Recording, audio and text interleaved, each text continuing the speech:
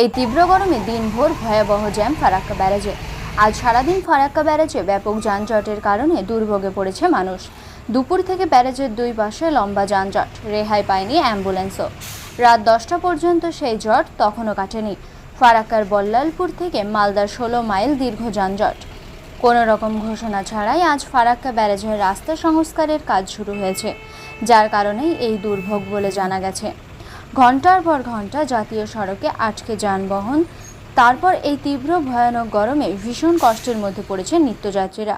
Ambulance দাঁড়িয়ে, বাস দাঁড়িয়ে, হাজার হাজার পণ্যবাহী লরি সহ সব রকম গাড়ি দাঁড়িয়ে। কোনো গাড়ি নড়াচড়া করতে পারছে না। 5টি অ্যাম্বুলেন্সও দাঁড়িয়ে জ্যামে। বাধ্য হয়ে অনেকেই হেঁটে ব্যারেজ পার হলেও বয়স্ক ব্যক্তি, শিশু, রোগীদের দুরবস্থা ওঠে চরমে। দেখার কেউ নেই। প্রশাসনের তৎপরতা একেবারেই নেই বললেই চলে। ব্যারেজ কর্তৃপক্ষ নির্বিকার। তাদের খামখেয়ালির জন্য আজ মানুষের এই দুর্ভোগ।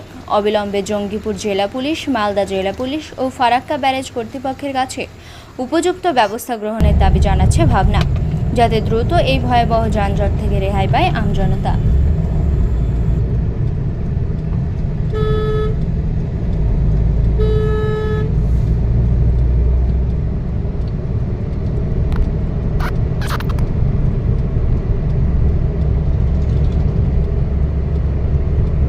বলছিলাম যে সকাল সকাল আসেন,